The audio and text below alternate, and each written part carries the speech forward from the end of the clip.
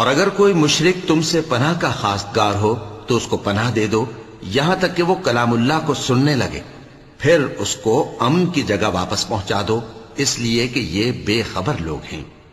بھلا مشرکوں کے لیے جنہوں نے عہد توڑ ڈالا، اللہ اور اس کے رسول کے نزدیک عہد کیسے قائم رہ سکتا ہے؟